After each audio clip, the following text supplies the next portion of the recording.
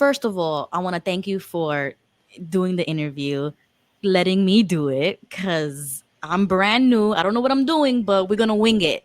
It's an absolute pleasure, Ruby. And I've not less than a month into YouTube myself, so it's it's a learning curve. We're both learning, aren't we? But I'm sure we'll get something right. Yes, yes. Okay, so I already know your background. I already know your story. I kind of feel like I know almost everything about you, but I do have a couple of questions. And the easiest number one question is, what made you want to become an elder? Like, was this a goal for you?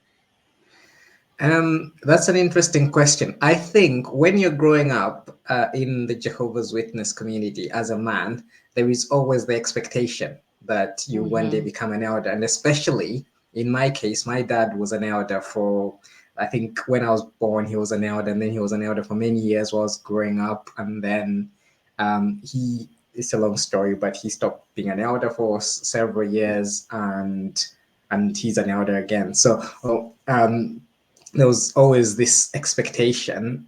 And when I got baptized, I very quickly became a ministerial servant as well. I think it was about 2 years after I was baptized. So there was always the expectation. And when I lived far away from home, every time I spoke to my parents, particularly my mom, it was like, "Have you been appointed as an elder now?" So then you feel like you're not you're Oh. doing something wrong by not yet being an elder. And it took a very long time for me to become an elder. I think I was 20 when I was appointed a ministerial servant, and I was only made an elder when I was about 29.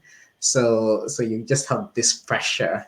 You feel like you're not spiritual enough if you don't sort of reach that level of being an elder. So I would say it, maybe a bit of both. I wanted to be an elder, but also it's kind of like some kind of a validation. You're being validated by being said you're an elder. So yes, you are spiritually enough. The Holy Spirit approves of you.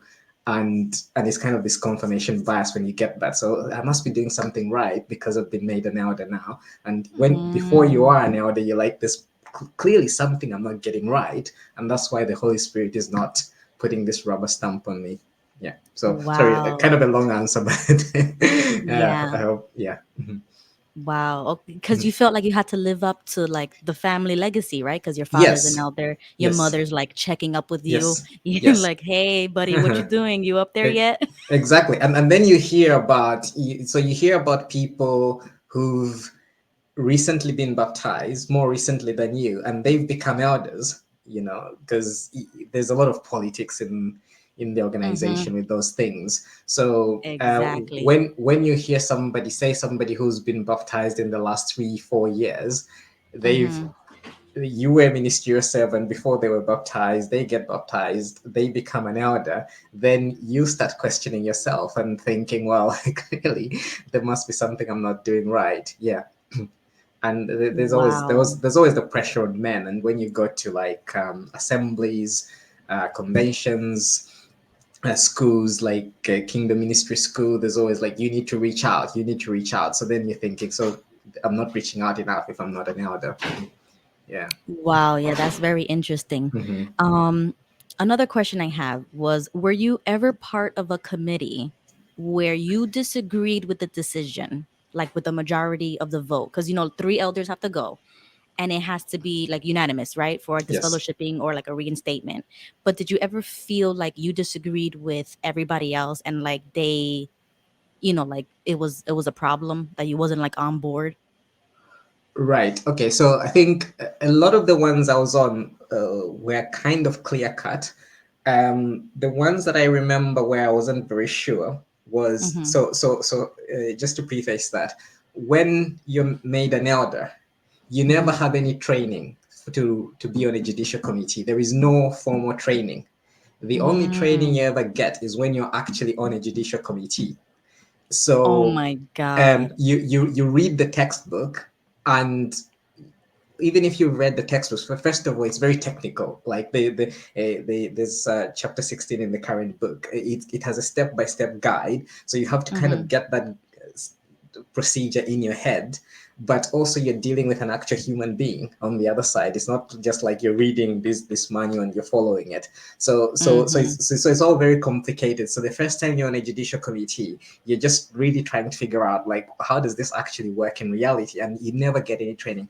And very interesting because I've been to SKE, and Mm-hmm. even at SKE, we were never trained. Like we there were some kind of like demonstrations about certain they would they would make up a demonstration maybe for a Yeah, like chunk a from a judicial scenario. committee, yeah, like, but it would be Yeah. like 5 minutes, so it's not Mm-hmm. like proper training. So you never nobody ever gets any training, so it's like actual hands-on training.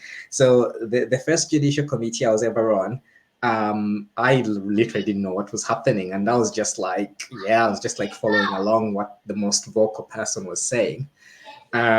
Then I was on another judicial committee a bit later. I wasn't long an elder, and it was very complicated. First of all, we weren't even sure this guy should be on the judicial committee Mm-hmm. because, without going into too much detail, basically, this guy was saying that he'd been forcibly masturbated by another guy who was much older than him.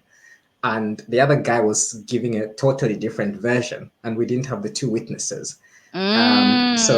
So we then wrote to the branch, and the branch basically said, well, you have to form a judicial committee for both of them, but it was different. So I think the older guy, because he was basically denying the version of events that the younger guy had given, the older guy, he was charged with something like gross uncleanness or something like that.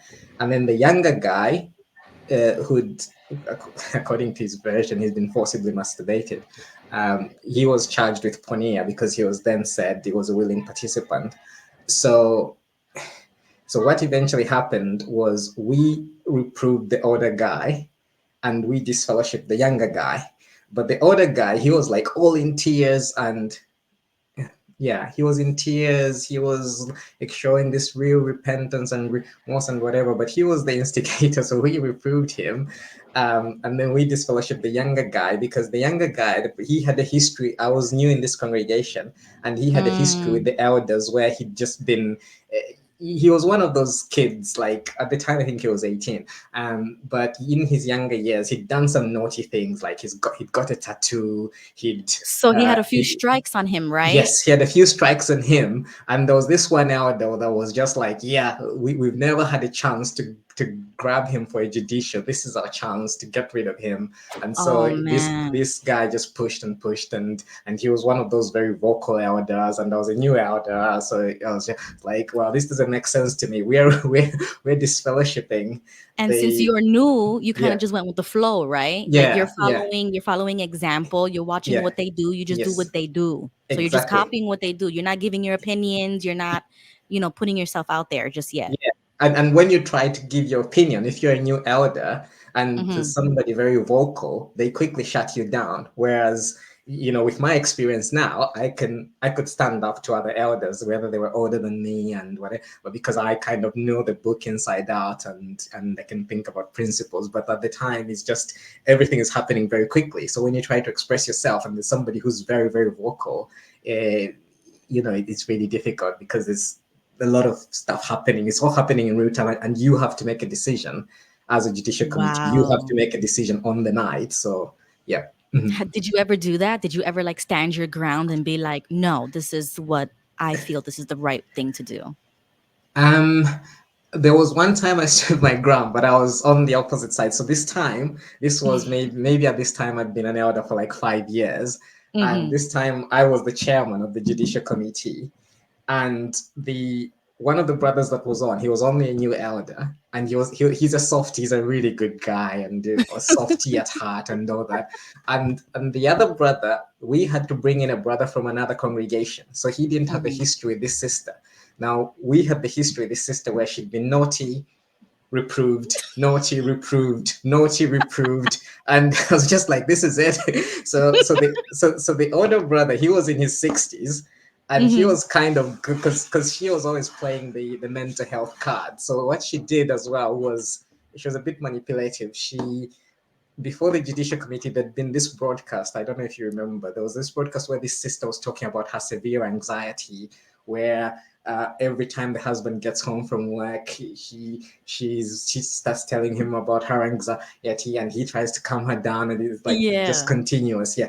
So it had just come out literally that week. So she was quite manipulative. So she sent this link to all of us three on the judicial committee. Say, I really want you to watch this video before our committee. So the older brother who didn't know her, who from another congregation, he really bought into that. And then we've got the softy new elder. So then there was them two against me, because I was like, no, this is like the umpteenth time this has happened, and each time we've reproved her. And then Wow. the other two were trying to say, well, but have we thought about her mental health? Have we thought about this? But I just really pushed and pushed and pushed. And then what I did is I worked the older brother, the one in his 60s. So I worked him until came on side. And once he came on side, then it was me against the softy brother, and then with this fellowship. Yeah.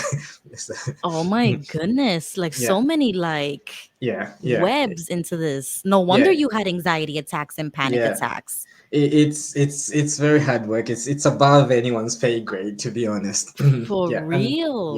yeah, but it's Oh it's my people's goodness. lives as well, because when you're an elder, you're not thinking about how that's going to impact if we disfellowship the person, how that's going to impact them, their mental health.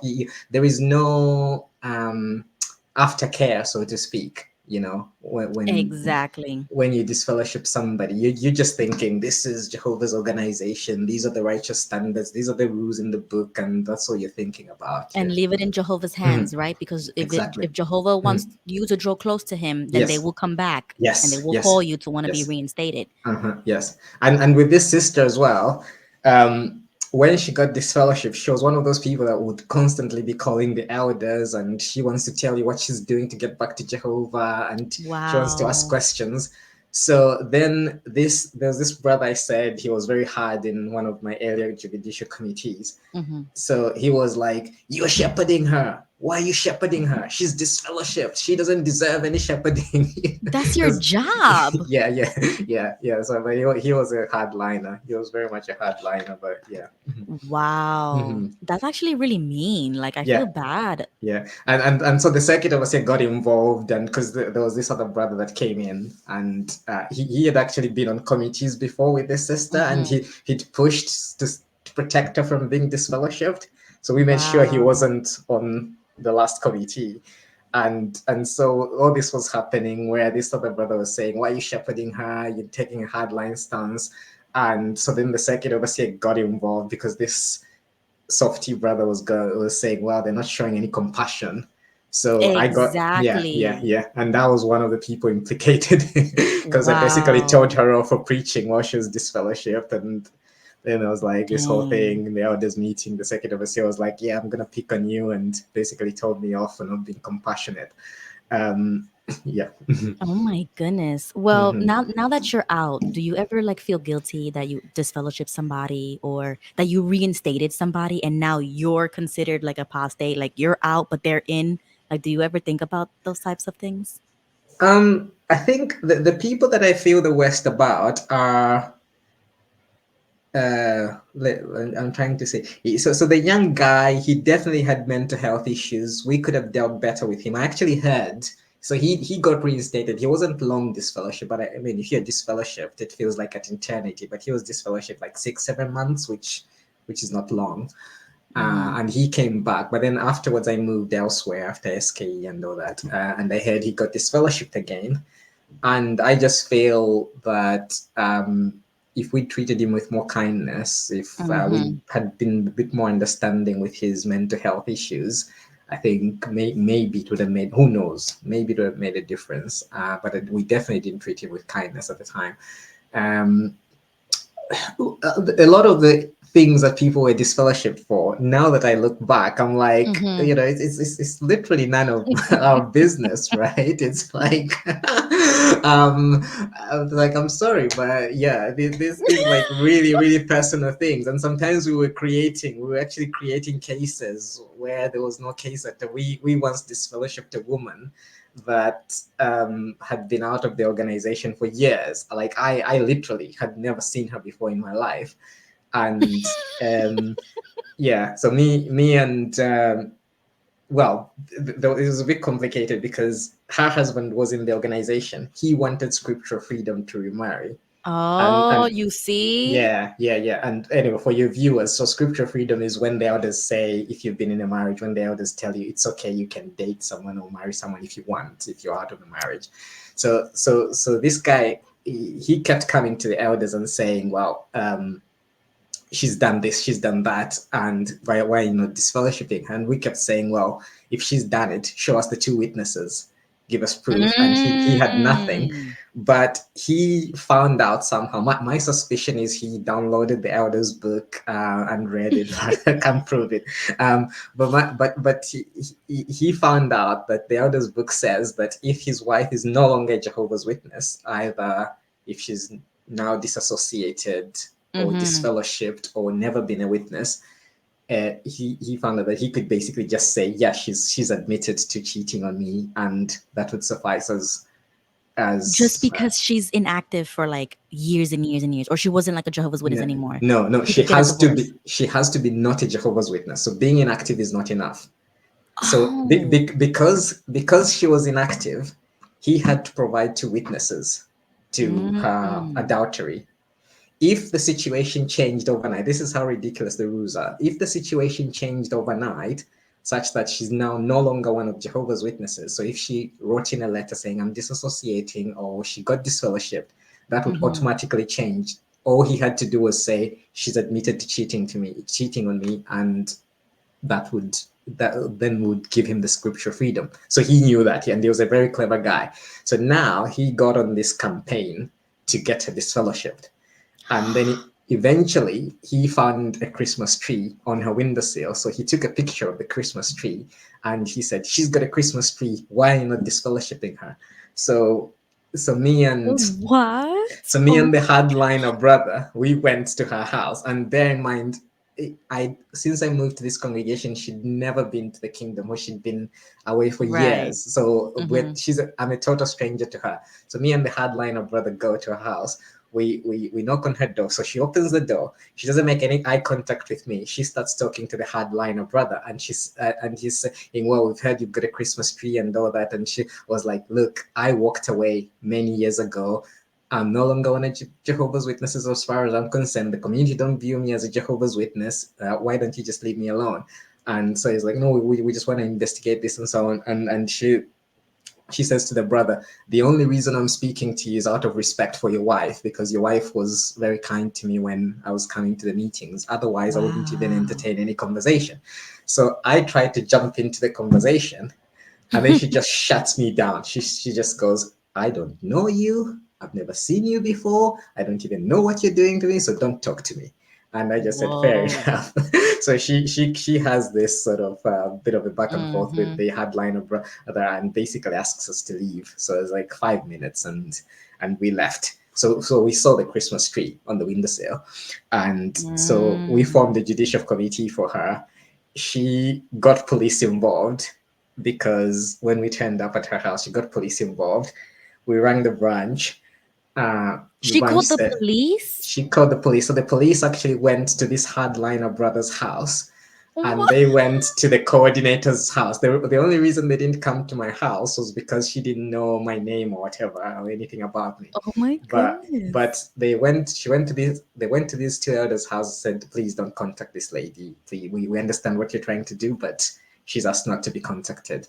So Mm. so we contacted the branch, and we said, well, this is the situation. So the branch, what they do, what most people don't realize, is when you call the service department, Mm-hmm. these people are making a decision based on the information you're giving them. So you can easily influence them depending on how you sell the story. Mm. So the guy who was speaking to, he was like, "But have you considered this part in the elders book that says if somebody has been away for years, then basically just leave them alone?"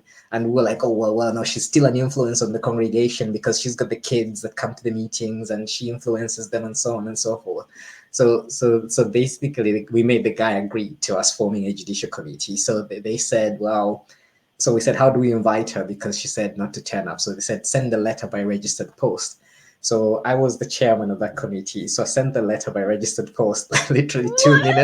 2 minutes after she got the letter, police were knocking on my door. I was like, "We told you people leave this lady alone." You're harassing her at this Yeah, point. yeah, Oh my exactly. goodness. So anyway, so we went ahead and we did the judicial committee without her, and we disfellowshipped her.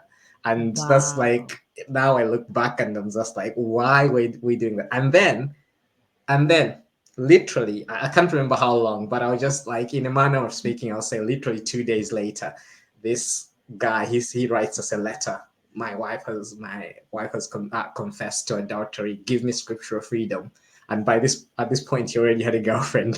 So he was like, yeah, he was 2 steps ahead of us, Wow. basically, as elders. And I felt very dirty because then you've been implicated in this whole charade. Exactly. You were Yeah, involved in yeah, like a yeah, personal marriage yeah, issue. yeah, But if he's yeah, doing all of this, then why don't you just live your life the way you want? Why are you asking three men to like dictate your dating life? Like you went this far. You yeah, should have just yeah. went, just did it. Yeah, like people don't understand. Like I think it's the indoctrination. The indoctrination doesn't let you understand that you are grown up. You're a grown man. You can Exactly. just do whatever you want. If it means you being disfellowship, you'll be disfellowship for 6 months. Come back. But I think sometimes the indoctrination just makes people do ridiculous things. Yeah. And then you Yeah. went on a goose chase. Yeah, absolutely.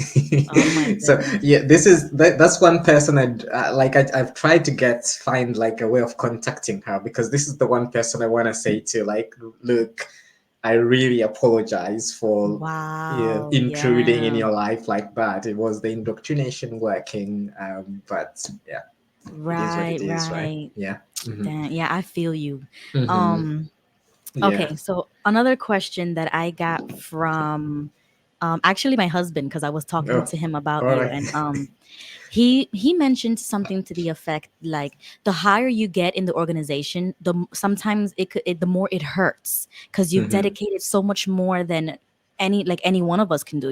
I can't Yeah. do what you did because I'm a Yeah. female. I Yeah. can't have True. those positions. So True. since you have so much experience and you've gotten really high, do you harbor like any anger or hatred or ill feelings, like anything, like any negative feelings because you were like used and abused by the organization and then they just threw you away after all of this time? That's actually a good question. Well, this might sound strange to a lot of people listening, but actually, I don't. And the reason why I don't is because I basically got to do everything I sort of aspired to in the organization. I mean, aside from, say, I don't know, maybe being on a branch committee or whatever, but I got to do pretty much everything a male Jehovah's Witness aspires to be. So I got to be a ministerial servant. I got to be a pioneer. I got to be an elder. I had all the roles on the pretty much all the roles on the body of elders. I was secretary. I was life and ministry overseer. I was coordinator of the body of elders for a year.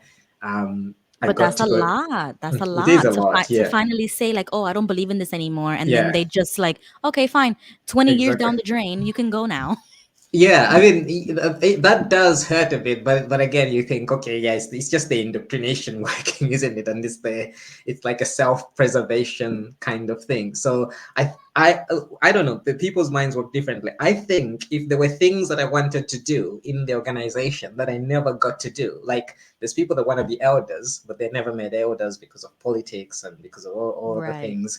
Um, Maybe I would have a lot of anger or resentment, but I basically got to do everything I wanted to do. I gave convention talks. I was like an interpreter for like the branch committee when they give the final like 1 hour talk at the convention. So I basically got to do pretty much everything you can aspire Mm. to. So I don't really have any and I left on my own terms. I left when I wanted to leave. I left the way I wanted to leave. So obviously Okay, that's it's a the lot of like, difference. yeah, it's a lot of time wasted when you look back, but Hmm. I think of it, well, it's an experience that I can maybe use to help other people. So Wow, yeah, that's so a really this, great mhm. outlook.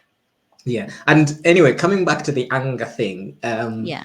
I think initially when I woke up, I was very angry. I was, yeah, angry, frustrated, you name it. And I think what a lot of, oh, well, not a lot of, I shouldn't say a lot of people, but what I've seen some people doing is they Mm-hmm. live in that angry stage. Mm-hmm. So initially I was very angry. And when I talked to people, so when I talked to maybe people at work, I was very angry. I was expressing those things.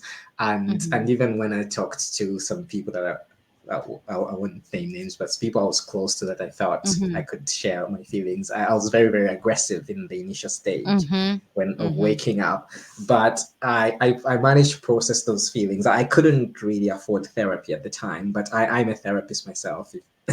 So I just like did a lot of self therapy on myself and then managed. I processed all that anger, and when I got to a stage when I was no longer angry Mm-hmm. and I could talk about this experience with no anger, with no resentment, then I felt this Mm-hmm. is a good time for me to leave the organization. I think I'm in a good place, and I think that's what I would say to other people who are in that phase. If you're angry, you're probably not in the right headspace to make a decision as to whether to leave or not. I think try and find a way of processing that anger and Mm-hmm. resentment and getting over it. Yeah. Wow. Yeah, that's really good. Yeah. Mm-hmm. Wow. Mm-hmm. That you just opened my mind right now. Like, wow, that's amazing. Mm. Um, okay. So this is YouTube questions. These are some You too. questions that I collected from comments. And there was one user that said, now that you know the truth about the truth, would you ever return to the organization? No. The simple answer is no. Yeah. Yeah. It's one of those Okay, like good. I'm leaving and I'm not coming back. Okay, good.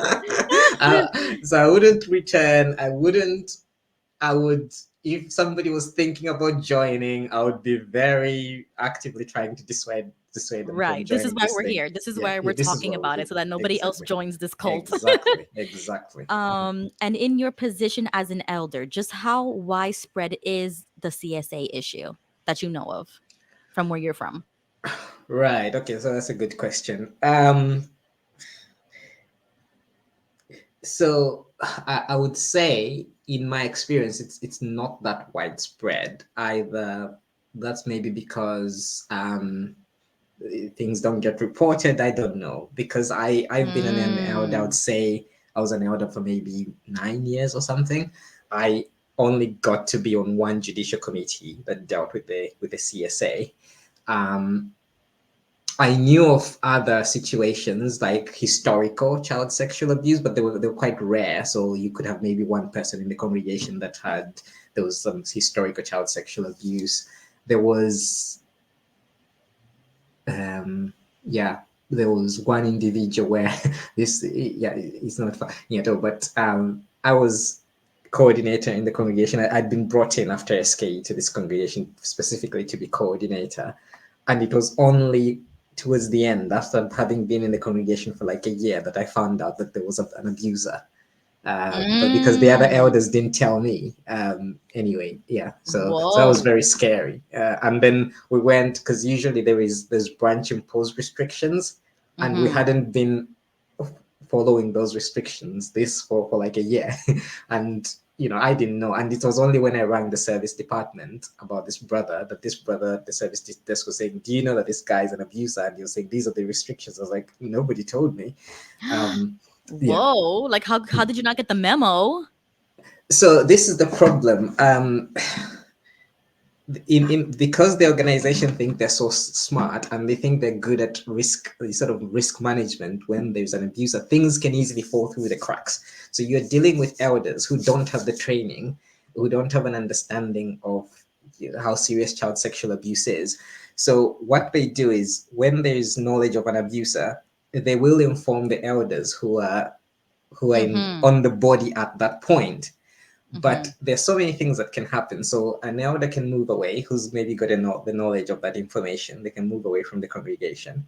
A Mm-hmm. new elder can come in and they can just forget. They can just literally forget to tell them, because there's lots of things that are audited in the congregation. So, for example, the finances, they're audited regularly. And when the circuit overseer Mm. comes, he audits that. Or the territories, when the circuit overseer comes, he audits that. So you can catch those things, but there is no audit. Like, when, for example, when the circuit overseer comes, there is no audit of, have all the elders been informed that we have an abuser? Have all the parents, the new parents that have moved in, have they been informed that there is an abuser? So Yes. How there how do is, they do that? Do they tell the family heads, like the father of every family at least? so when it happens, they tell the family heads, but it's a vague kind of like, you just be careful around this guy. They don't say that he's an abuser or anything like that. They just say something vague Mm. of, be careful with your children around this individual. But the problem is, they, when it's fresh in the elder's mind, they will do it. But imagine 3 years down the line, you and your family move into this congregation. The crime has been forgotten. This guy, he's friends with Yep. the elders, whatever. Do you think they're gonna tell you? Do you think the elders are gonna meet up with you and say, "Oh, Sister Ruby, be careful around this guy"? Because there Nope. is just nothing in the elders' manual that instructs them to review that every whatever, every quarter or every 6 months or every year. It's just a one-time thing, and that's it. And it all relies on the elder's memory. So that's the Exactly. danger. That is the massive danger with child protection in the organization. Yeah, yeah. So Wow. Yeah. I did digress a bit, but to answer your question, yes, I was aware of some cases, but I wouldn't say, I think I would be stretching it if I said it was widespread.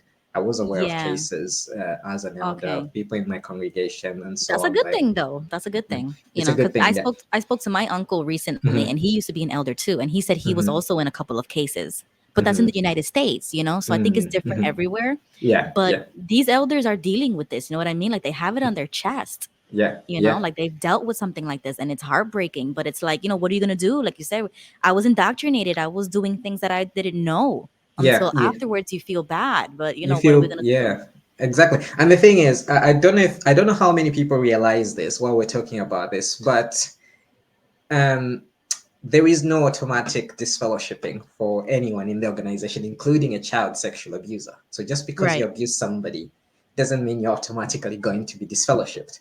Mm-hmm. And imagine if you're an elder, there's even less chance of you being disfellowshipped because, like for me, I was actually talking to somebody. Who was I talking to? I was talking to somebody the other day, and I was saying, if I was on the other side of a judicial committee, I would make it so that I wouldn't be disfellowshipped because I know bullet point by bullet point what they're doing, and I know how to play them so that without trying to be Wow.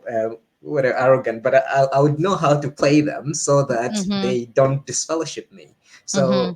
So imagine this person is an abuser. Maybe they're an elder. They've been an elder for many years. They're on a judicial committee. What are the chances they're gonna get disfellowshipped? There's the chances are next to zero, and unless they just kind of go like, I don't believe this anymore. I don't know what I'm doing. Yeah, but if they want to stay in the Yeah, like if it's organization, they're dramatic yeah, and yeah, aggressive and angry and exactly, like they're gonna exactly. say, "Oh my goodness, this Yeah. is Satan, the devil." Yeah, Oh my god. exactly, exactly. Yeah, but other than that, if the person genuinely wants to stay in the organization, somebody who's been an elder is very unlikely that there will be disfellowship. And even people that have not been elders, if according to the textbook, if they're repentant, we are not allowed to disfellowship anyone who's repentant. so so I they thought could. I was repentant, but they still DF me. Like I told you, when you have enough strikes, it's like the third strike. It's like, I'm sorry, but we have to DF you. Yes, yes, that's it. That's So the other thing. sometimes That's you the other get thing caught that with the counts strike again. system because I was Yes, reproved, and then they're yes. like, "I'm sorry, you keep messing up or whatever. Like we can't tell, so we have to DF you." What time was it? Your third time, It was well, I got reproved first, but I was a minor, and I was right? still a minor when I got DF, which was only less than a year later. So the second time when they DF'd you, Second time, yep, they you DF'd you, me, you even though had I was some hard repentant, you and I had was some telling them, hardliner elders, didn't you? yeah, and I was Yeah. telling them, listen, I will do whatever you want me to do. Just tell me what to do, and I will do it. Because, you know, with my mom and like my family, they always used Yeah. to tell us, if you Hmm. cry in the committee, they'll know that you're repentant. Like you have to make like such a show. And I'm Yes. like, Yes. Mom, I'm not gonna cry in front of three men I don't even know. Like I'm not Did, even like that. did you How, like, not have you cry? ever seen me cry? Yeah, they were telling, like, You it fell was at the just like, first hurdle. yeah, it was just like the way we just like talk about committees and stuff like Hmm. that. but you never know until it happens to you. So I'm Exactly. like, maybe they'll just reprove me, or maybe Yeah. they'll just do like a private thing, Yeah. and then I'll do whatever the damage code, like the damage control they want me to Yeah. do. I'll do Yeah. it so I could Hmm. avoid getting DF. But Yeah. they were like, nope, I'm sorry, this is, you already have the strikes, so we have to disfellowship you. I think there were a lot of well, I'm trying to think, put my elder brain, Yeah. switch my elder brain, no, no, and think there must have been a lot of pressure on them. So you must have got on the wrong side of a lot of the elders, such that there Yeah. was a lot of pressure with them coming into the committee to disfellowship you. Because even in my case, where the example I was giving of the sister who'd been on, I think, 3 previous committees before the one I was chairman, I just felt a lot of pressure from the other elders. I like when it felt like we were gonna reprove her before I managed to work the other elder. I just thought I don't know how I'm gonna face the other elders, because from the other elders' perspective, it was like this is like done and dusted. So, like we should disfellowship. So there was probably something like that going on in your case where it was almost, yeah, it had been decided. Your fate was sealed beforehand. Yeah. And then I was Mhm. afraid to appeal because they were like, "Oh, you can appeal," but I've never heard of that before. Like, I'm a born and raised Yes. Jehovah's Witness, but we don't know the inner workings of like the elders and stuff. So they were like, "If you want to appeal it, you can appeal it," and I was like, "No, like I don't know what that Yeah. means." I'm like, "I'll do whatever you say." Like I was like trying to save my life here. I will do Exactly. whatever you want me to do, You and you should have probably have appealed, because the appeal committee, like a lot of appeals, I was on special appeals committee. A lot of appeals get upheld, but a few do get, overturned. What they're interested in finding out is whether you were. This is the problem with the process as well. When you appeal, they're not taking you at face value during the appeal meeting. They want right, to see whether you were repentant during the actual judicial committee.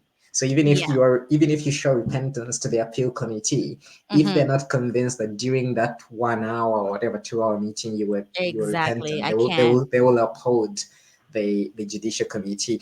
But sometimes what happens during the appeal process is sometimes they find out that your crime was not a judicial offense. So then they will Mm, overturn it on that basis as well. So yeah, it's always worth doing the appeal. And the other thing people don't know as well is, so when you appeal, if you're if the decision is upheld during the appeal process, you can appeal again. You can appeal. This time your appeal goes to the service department. But the instructions in the elders book are that hmm. the elders shouldn't tell you, the appeal committee basically, they shouldn't tell you that you have a further appeal process unless you bring it up yourself. But how are you going to bring it up if you Exactly. How you gonna know yeah, that? yeah. So this is why I Wow. say the organization plays dirty. So yeah, it's yeah. You get Yeah, I a was level like, you know playing what? I ground. don't even Yeah. want to waste my time Mm. with this. I want to get this over with because they were like, you need a whole new elder, a whole new body, a whole. I was like, that's gonna take months. Like, who knows? No, no. They do it within a week. They will. So what happens is, if you say I want to appeal, they will contact the circuit overseer, and the circuit overseer appoints 3 elders, and usually they're like these are heavy elders, like with the kind of like me, or like SKE, whatever. So Oh he'll contact man, 3 elders, and they're usually neutral, kind of.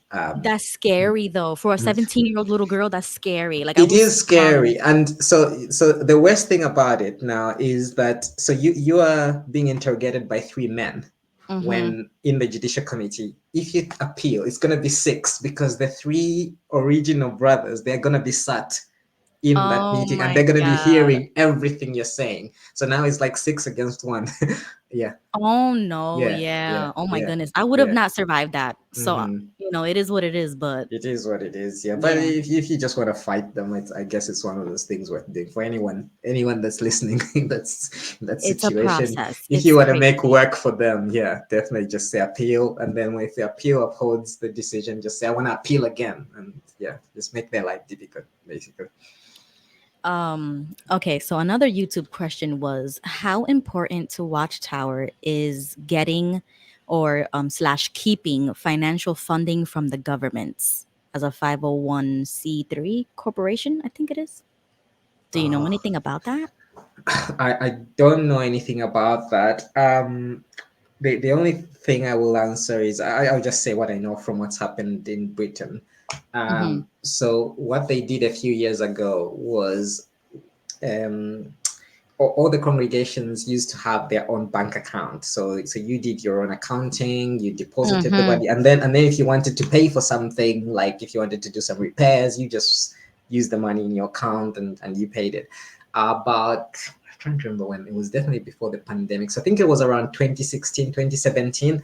They had Mhm. a merger. So they asked all the congregations in the Britain branch to merge under what they call the Kingdom Hall Trust, and basically they got all the congregations to close their bank accounts and to deposit their money into this Kingdom Hall Trust. So now what happens, and I don't know how many people actually know this as who are not elders, what Mhm. happens is when you contribute money to your local congregation, that Mhm. money does not go into your congregation's bank account. That money goes to Bethel. And if the congregation wants to do something, Mhm. or one like they want to repair the roof or whatever, they Mhm. have to ask Bethel for permission.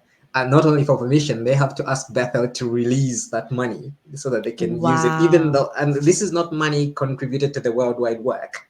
The money contributed to the worldwide work is separate. This is money that you're actually contributing to your local congregation. It still Right. goes to Bethel, and if you want to use that money, Bethel has to say yes or no. So again, that's probably for tax purposes and whatever. But basically, they've taken over all the control. So yeah, to Wow.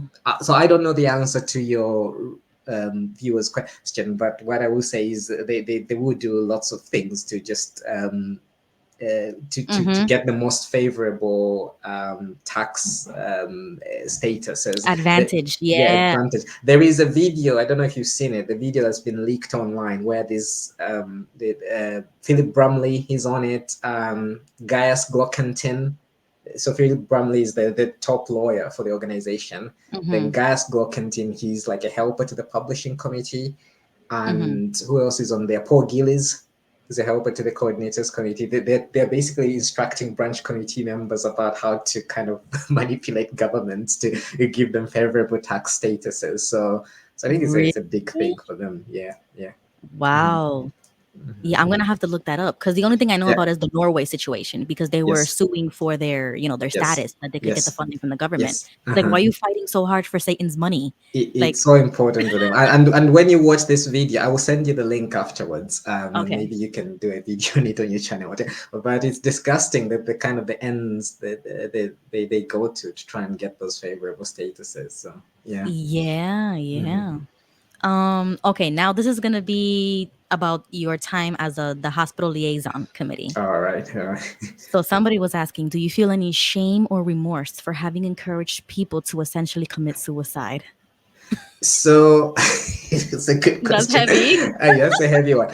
I never encouraged anyone to commit suicide. I could say that I never was in a like a life or death. I never dealt with like a sort of a clear cut life or death situation. And Mm-hmm. I was always one of the liberal brothers on the HLC. So I would always try and push people into accepting fractions or push them Mm-hmm. into accepting procedures with their own blood, like the cell saver and things like that. Because Mm-hmm. the problem you have with Jehovah's Witnesses, okay, yes, you can say the HLC is a problem, but the actual Jehovah's Witnesses are a problem. I'll tell you an interesting story as well. There are even people who are no longer Jehovah's Witnesses. There are people who like they're disfellowshipped. They live what Jehovah's Witnesses would call an immoral life. Like they do all the things that are frowned upon in the religion. When the blood issue arises, they ring the HLC. I had situations when I was on the HLC and somebody they've not been a witness for whatever, and they're ringing the HLC. I don't want blood. So it's almost like there's this kind Oh. of like a superstition with blood. Um, Oh. yeah, and I was always very liberal, and I would always try and encourage them to go look. If you, because people just go, I don't want any fraction, I don't want fractions, I don't want that. Cell saver, I don't want that, and I would always be saying to them, look, have you thought about what would happen in situation A, B, C, or D if you just say blanket no to these things? So yeah. Wow. Mhm. Wow, that's great. That's Mhm. good. And if one of your family members needed one, would you give them a blood transfusion? Now, Yeah. Of course, it's one of the that was one of my motivations of leaving the religion, because I don't want to say I don't like talking about my family, but I do have a daughter, and I always thought, um, if she ended up in such a situation, Right. I wouldn't want her to have that risk of potentially losing her life, or start suffering Right. severely. Yeah, so I should Yeah. actually, what I'm gonna do is I'm gonna donate blood, and then I'll video it and put it on my channel. Wow. Donating Yeah. blood.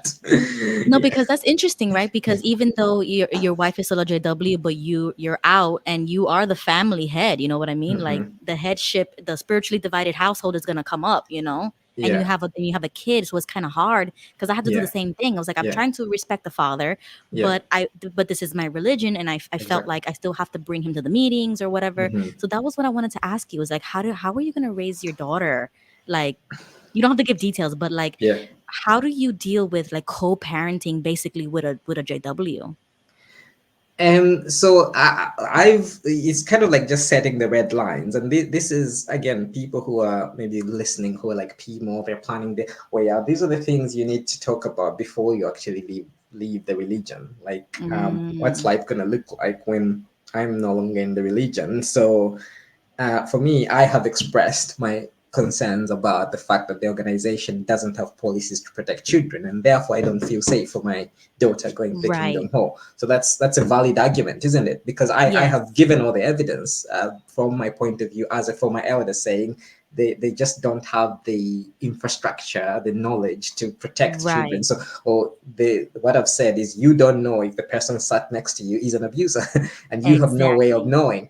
knowing. So I've used that, and then in terms of like the thing with jw.org is that it does the work for you, so you look Mm-hmm. at the material that's there, even in the Caleb and Sophia videos. It just speaks for itself, but this is nonsense. So when you just point out that this, I don't want my child to be given this information that is inaccurate, that is very, extremist, what's the word, separatist, and so on. So Mm-hmm. just using their own literature or their own publications, videos, and so on against them, usually, and if you kind of express it in my case, I trying to express it in a respectful way, because my stance Right. is okay. My daughter, she's only a toddler. When Mm-hmm. she's 18, it's different. When she's 18 and she can make up her mind about things, yeah, people can talk to her about whatever. But as of now, nobody has a right Right. to start indoctrinating her with stuff that I don't approve of. So yeah. Mhm. Exactly. Yeah, that's what I Mhm. had to learn, because you got Mhm. to be you have to pray that your spouse is Exactly. going to be respectful and Exactly. like, Yeah. you know, do what you Mhm. want them to do, Mhm. because I mean Mhm. that's what we had to do. I'm like, well, his Yeah. father doesn't want him going to the hall. What am I going to Mhm. do? Leave him at home with somebody else? But, Yeah. you know, my whole family's a Jehovah's Witness, so I have to bring Mhm. him with me. And so Mhm. what he started doing was just every single time we had a meeting or an assembly, he would come physically and pick me Mhm. up, and then Mhm. like we'll have like a date night or like a date day, and he would come pick us up and take us out the meeting. Good. And then that was the excuse. I'm like, oh mom, I gotta leave early because he's outside, we're gonna go eat So, lunch or something. were you disfellowshipped at this time, or were you reinstated at this point? Yeah, I was reinstated, but he wasn't. So even though we Right. were a married Yeah. couple, Yeah. they took our cases separate, and they Yeah. said, "Sorry, you're no good. You can't get reinstated." But she had the baby, she got married, and she Mhm. can get reinstated. But the family was treating him like he's no good. He's an It's apostate, telling you horrible. lies. Yeah. And I'm like, "Yeah, but he's the baby's father. What do you want me to do?" Like, I was still Exactly. 18. I was very young. And Mhm. so he was like, "You know what? I'm going to come pick you up. We're going to hang out. We're going to do something." And that's what would like physically take me out of the Jehovah's Witness world, and Yeah. then we would just do something else, and then I would come Yeah. back home later, Mhm. and then, you know, Good. so Good. it was a good trick, but That that's was a how he good used. trick. Yeah, it Yeah. was a good trick. The other thing I say as well, I mean, obviously, there's no point in sort of just being radical and hard. Now, the other thing I say is, if there's conversation about taking my daughter to the meeting, I say I want to see the material that's at the meeting. And the thing Mm-hmm. I've said is, okay, with the watchtower, I can know in advance what the material is, but I don't know what the public talk is gonna be about. And even if I know the theme, I know so many elders who just go rogue. and they, yeah, and they just start talking about, stuff that is totally inappropriate for young children. So I've kind of Yeah. said Sunday is probably a no. Just because of the risk of the public talk being on something Right. inappropriate.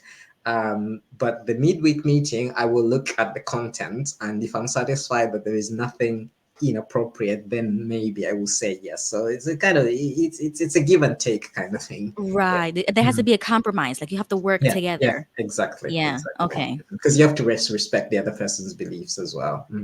It's so hard because it does feel like you're co-parenting even though you're in Yeah, a marriage. It's like exactly. religiously we're Hmm. co-parenting and it's Yeah. like we're trying Hmm. to respect each Hmm. other. But Yeah. then once I woke up, that was Mhm. it. I told That my was mom it. I'm never bringing my kid to Yeah. a hall again because I don't know if there's sex offenders up in here That's and they it. would never That's let it. us know. And I That's have it. a little boy, Hmm. and I'm a young Yeah. mom. Like I was a teen Yeah. mom, so I'm even Hmm. more afraid because I don't know how to be a Exactly. mom. You're more vulnerable. Yeah. Hmm. Exactly. So I'm Hmm. trying to Yeah. learn how to be a parent and stand my ground and be like, I'm going to raise him the way I want to. Yeah. And I'm going to do it with his father. Hmm. Like you just Yeah. have to stand up for yourself sometimes. You And do. thank You God I do. woke up and I was Hmm. like, oh, Hmm. I'm done. I'm done. We're Hmm. going to move away. Like we're getting far away as from this as possible. Good choice, good choice. And I think this is the thing. This is the reason why I don't know what the statistics are, but from most of the stories I've looked at, a lot of the marriages don't survive because once that thing is out, that was Yep. holding you together, then Yeah, what's because left? that's what they're telling you. They're like, he's no good for you. You need to leave Exactly, him, get a divorce exactly, because you could exactly. get a divorce if Yeah. he's no longer a JW, like you said. Hmm. I Yeah. could leave him. He's not Hmm. leading me spiritually. He's not Hmm. doing what he's supposed to Hmm. do. So you Hmm. can get a divorce and leave him. Yeah. But I was like, no, the elders told me to marry this guy. Hmm. Like that's Hmm. the only So reason which how I is got it? reinstated. Exactly. Which is Exactly. it? So Yeah. it was so confusing, and Hmm. I'm too young for this. I was like, Hmm. no, I'm not gonna become a single mom like you. Like my Exactly. mom. But I'm this not is gonna turn into that. But I guess this is again one of the other more sinister aspects of the organization because okay, for you, thankfully, it worked out well. You got married to what who sounds like a Right. decent guy, nice guy, loving husband, loving father, and so on. But you're 18, and then you're being pushed to marry somebody for religious reasons. Like, Mhm. who's to know? Like, okay, you've been intimate and all that, but that doesn't necessarily mean that this person is marriage material, even if you're having a child together. But Exactly. the religion don't think about those things. So you're 18, and they're like, you should marry this individual, and that's a condition for you being reinstated. Um, Right. yeah, Yeah. just It's a 50-50 chance. You know what's it's a going to happen, 50-50. but you got to Yeah. make it work Hmm. the best Hmm. you can if you really Yeah. want to have a family, if you really want to work towards Hmm. being in peace, living Hmm. in peace, Hmm. then yes, I had to work together. Yeah. Yeah. It's not easy. It's not easy at all. Mhm. Yep. Okay, so this question says, what information aside from the shepherding book did you have exclusive access to as an elder that otherwise wouldn't be available to ministerial servants or like regular Jehovah's Witnesses? Oh, right. Okay. So you there is these announcements that are read to the congregation every month from the organization.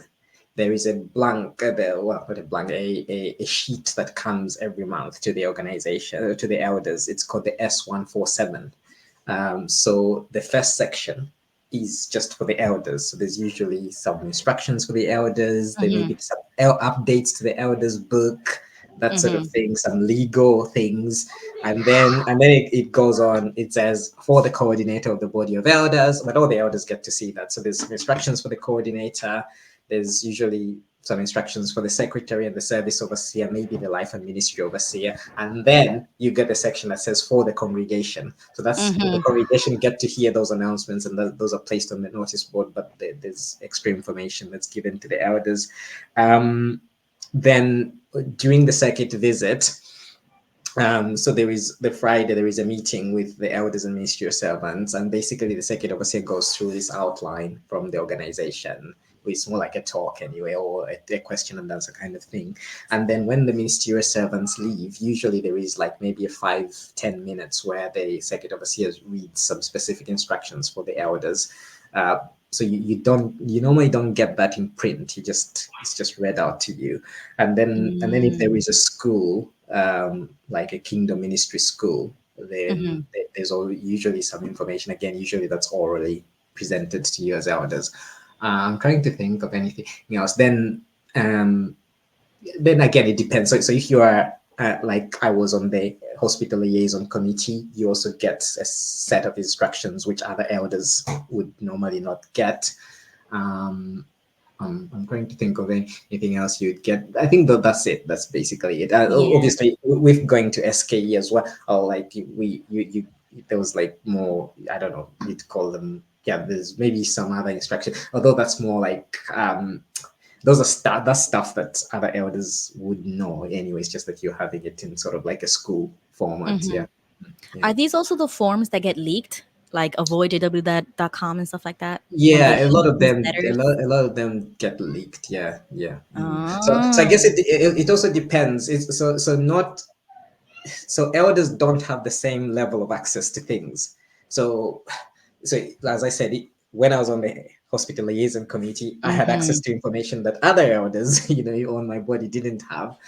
If you are, I don't know, if you're involved in building, if you're an overseer in building and whatever, you have access. If you're a Bethel elder, you have access that other elders don't have. Right. The If you're higher you second go up. overseer, yeah, yeah. So it just depends on what position you have in the organization.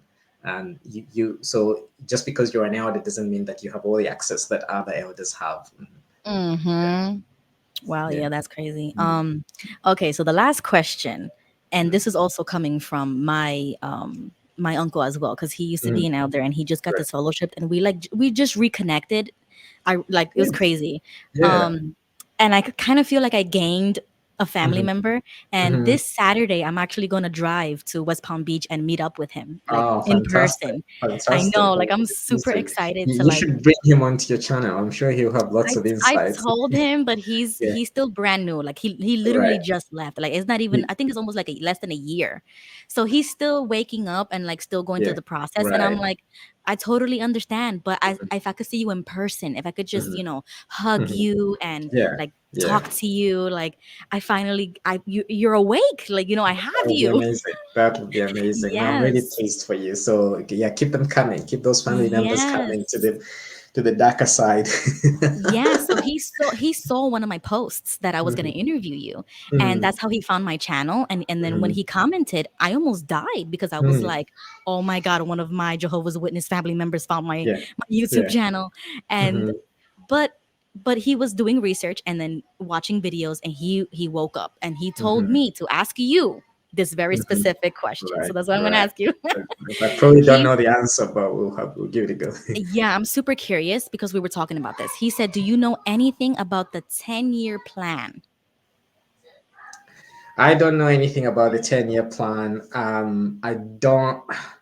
I would say if people say they know anything about the 10-year plan, I would say they're mostly speculating. Because especially if you're an elder in the congregation, like how are you gonna know? Because the way the governing body makes some decisions, I think there was a decision. I was talking to somebody on the branch committee, and there was a decision they made. I think it was to do with going back to in-person meetings, and people on actual branch committees found that out on the website on the breaking when they have this thing they go breaking news.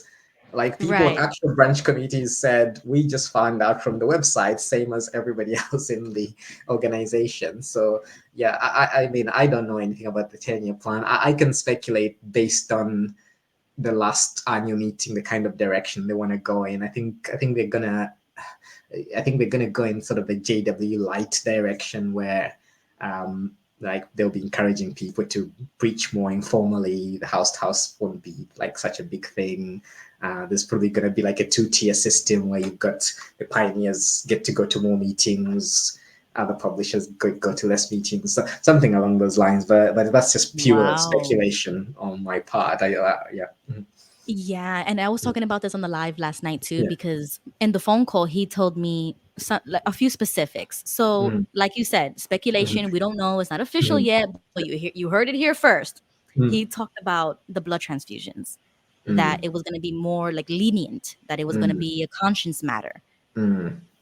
Yeah. So I don't know if that's going to become like more an official thing. Like people won't get in trouble for getting blood transfusions. So basically, they won't disassociate. They won't disassociate because they don't disfellowship. So yeah, the Right. thing you get disassociated if you unrepentantly accept a blood Mm-hmm. transfusion. So yeah, they might make it That softer. might. Yeah, That might. Yeah. they might say something like you're not exemplary for whatever period of time. Who knows?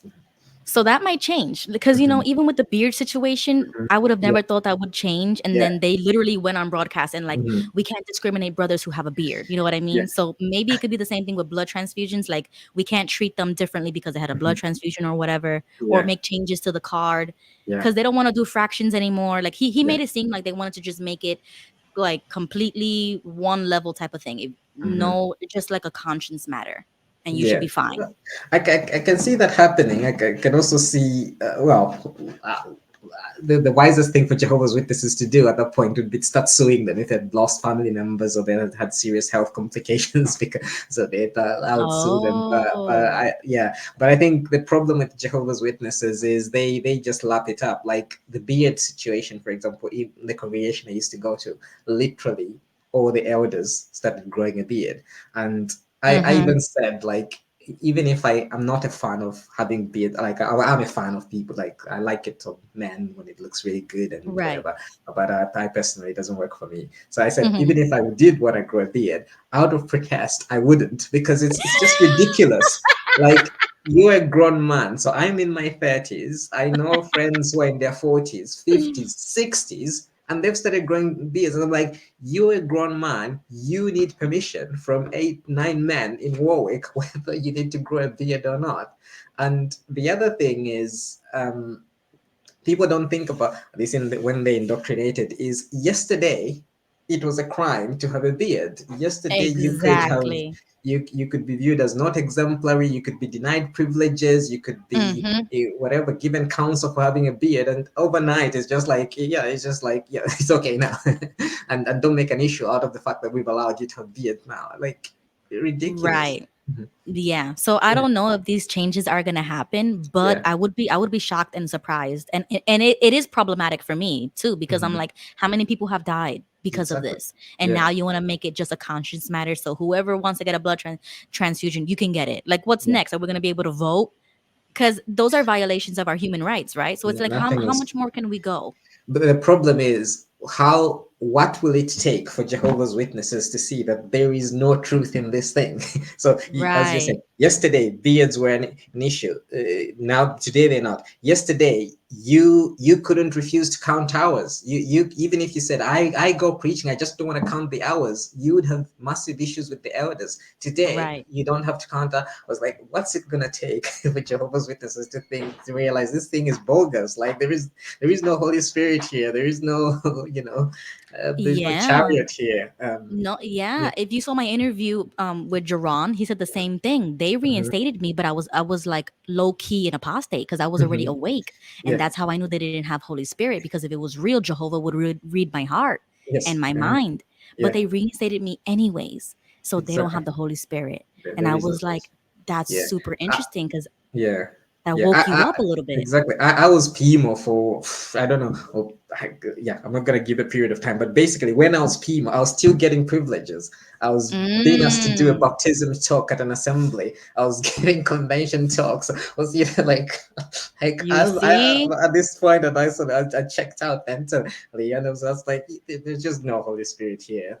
Yeah. Yeah, you Mm-hmm. see that? And like you said, it's harder for an elder to get DF. Mm-hmm. And when I was talking to my uncle, he said that was the thing with him. He was like he was having issues, and Mm-hmm. he was like, you know, why are you taking it out on me? Yeah.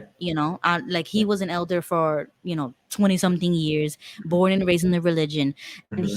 he like he says he felt like they were punishing him. Mm-hmm. Yeah. So they kicked him out basically, and that was the waking up moment, because he was like, how many years have I been a slave to this Yeah. organization? Yeah. I've been an elder forever. I know the book inside and out, and what you're Mm-hmm. doing is wrong. Mm-hmm. Like, technically speaking, by the book, they weren't Mm-hmm. following by the book, so it's how they felt. And It, they it disfellowship you because it was like a punishment. Yeah. What if you don't mind me just asking what was the issue? Just the gist of or the Oh, it headline was of like what? yeah, it was basically marital issues. And Uh-huh. he felt like, well, what are the consequences for her? There Mm-hmm. was no consequences. Mm-hmm. But Yeah. for me, why is it different? And It's he so. used to be an elder forever. So Mhm. it's like, why DF me? Yeah, it's all politics, and again, this is the thing that people don't realize. Well, I don't know how many, I shouldn't say people don't realize, but I wonder how many people realize it doesn't matter what you do for the organization or how much you do. Once they realize they don't need you, or you're a bit of a problem for them, or Mm-hmm. it's just like off you go. Like and it doesn't matter what level you are. Like you think about Anthony Morris the third, like governing body member, they dismissed him with one sentence. Not even With a no paragraph. explanation. They Yeah, don't not give you even an a paragraph. explanation. Exactly. Not even a paragraph. Not even, and it was hidden on the pages of JW. You had to search for that announcement. You know, and you can slave for this organization as much as you want, but if you just don't continue ticking their boxes, then you're out. I'm sorry, and there's zero gratitude or even acknowledgement of what you've done. Mm-hmm. You're forgotten. You're Like those forgotten. brothers wouldn't even remember me. I could walk into a Kingdom Hall right Hmm. now and Hmm. pretend like I'm brand Hmm. new and they'll Hmm. take me in. You know what I mean? Like nobody called me. I'm a You, lost sheep. Nobody did a shepherding call on me. They you, totally forgot about me. what's your status then? Are you like are you faded? I guess so, because I Yeah. was reinstated and Uh-huh. I was going to the meetings Yeah. until my child was like 2 years old, and then I Yeah. stopped going. And Yeah. he's almost 10 now. So it's been Wow. like 5 or 6 years that I've been like not going at all. And I was still communicating with my mom because I was like, you can't shun me. Yeah. I'm not Yeah. DF and I'm not Exactly. an Good apostate. So point. you can't Good, really shun me. good And point. she was like, well, I'm just going to be distant because, Mhm. you Yeah. know, you abandoned your faith and everything. And I was like, actually, it's on the contrary. I Hmm. feel like I'm more Christian now than ever. And then I Exactly. started going to a church, and that Hmm. was the last straw. She said, you're in false religion, you're going to a church, and I'm not gonna talk to you anymore." And I'm like, okay, so what you're really saying is you're shunning me because I'm exercising my freedom of religion, and you have a problem with that. And she's basically disfellowshipping you even though you're not disfellowship. Exactly. This is how strong the indoctrination can be with people. Yeah, but they will literally watch their family members die instead of supporting them. It's really sad. Exactly. What you should do is you should do a social experiment. You should go walk into a kingdom hall and then put your hand up every paragraph and just say something completely left field. Yeah, make sure it's not like it's not so controversial that they stop picking your hand, but just I try was it. thinking about that because Yeah. I actually have to go to the local Kingdom Hall to get my publishing cards, because I was thinking I want to see my physical publishing card. Like what do they look like? Because I've never seen They a don't do publishing card. physical cards now. They do them electronically. It's all electronic. So can they print it out for me? They can print it out for you. Yeah. That's it. That's Then what you I'm kept gonna. it. That's what I'm There, gonna there ask is them. some rule that you're only supposed to keep it for like for I don't know, I can't remember the period. So after a certain period of time, That's what they my cousin said. delete. 5 to 7 years, they Yeah, delete it. So I don't yeah, know if I'm still there because it's yeah, been almost five years. yeah. Well, give it a go, and Yeah, I'll be following on your channel. yeah. Yeah, Yeah, I'm gonna do like a undercover type of video, and I'm gonna yeah, walk in and I'm gonna talk to them, see how far I get, yeah. and See, then I'm how gonna let far you them can know. get away. Yeah, see what you can get away with. Like I literally got away with murder when I was PMO. Like literally. Oh my goodness, They even that's wanted to crazy. bring me into the branch to do some therapy work for them, and so I was because I was interpreting a talk for this branch committee Yeah. member at the convention, and he was like, "What do you do for work?" And I said, "Well, I work for the National Health Service. I'm a CBT therapist." He was like, "We need CBT therapists with lots of missionaries who have PTSD. Can you come and help us out with that? Can you put in Really? a form?" And at this point, I was like, I'm literally 3 months from leaving the organization. I'm not gonna get roped in Wow. to more But that's things. crazy how he said that, right? Like I've never heard that. Missionaries Yeah, having like PTSD yeah, and stuff like yeah, that, like yeah. issues. Yeah, there's lots of Wow. issues. Yeah, there's lots of issues. Yeah, he said it's better for us to use somebody who's in the organization. He said the problem isn't so much that we can't bring a professional from outside. He said the problem is with the brothers. They want to speak to somebody they feel is a brother that they can trust. So, yeah, yeah. Wow. Mhm. Wow, that's crazy. Wow, that's Yeah, crazy. Wow. Okay, yeah. well, I went through all of my questions. Good. We did well. Yes, thank you so much. It's a pleasure. It's a pleasure, Ruby. I'm sure we'll do a lot more of work together. So, yeah, as long as we're still doing Yes. activism and so on. Yeah, like whenever you want to join us for the XJW Hangouts, because I do it with Sergio All right. and his Fantastic. page. I do Fantastic. lives too. Like Fantastic. whenever we have it, I'm going to Mhm. like send an email to everybody so that we can Brilliant. all like chime in. Brilliant. Yeah, brilliant. I'm looking forward to that. Yes. Fantastic. All right. Well, Thanks I'm so gonna much let for you having me. go. Yeah, thanks so much for having me. That's it. All right. Thank you so much. Bye Bye. bye. Bye.